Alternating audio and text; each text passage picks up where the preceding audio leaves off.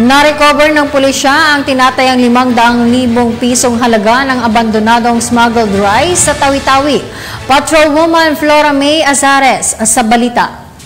Na-recover ang tinatayang 508,000 halaga ng abandonadong smuggled rice ng Bungaw Municipal Police Station sa Barangay Pagasinan, Bungaw, Tawi-Tawi nito lamang ika-11 ng Hunyo taong kasalukuyan. Ayon sa ulat, nakatanggap ng impormasyon ang Bungaw MPS sa pamumuno ni Police Captain Yahia A. Naik mula sa isang concerned citizen tungkol sa mga abandonadong smuggled rice na agad namang tinungo ng mga otoridad katuwang ang Provincial Operation Unit Tawi-Tawi PPO, 5th Regional Mobile Force Company Basulta, 1st Station Operation Unit Maritime Group.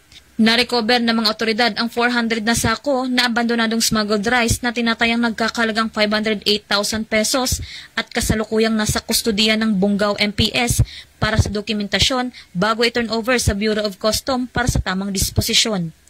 Ang matagumpay na operasyon ay patunay lamang na ang pambansang pulisya, katuwang ang ibang ahensya ng gobyerno, ay patuloy sa pagpapatupad ng kanilang sinumpaang tungkulin kontra kriminalidad at nagbibigay serbisyo na naaayon sa mga programa ni Pangulong Ferdinand R. Marcos Jr. na magkaroon ng maunlad at maayos na bagong Pilipinas para sa mga mamamayan. Mula rito sa rehiyon ng Bangsamoro, ako ang inyong PNN correspondent, Patrolwoman Judian Alibo, alagad ng batas, tagataguyod ng Balitang Pulis. Maraming salamat, Patrolwoman Alibo.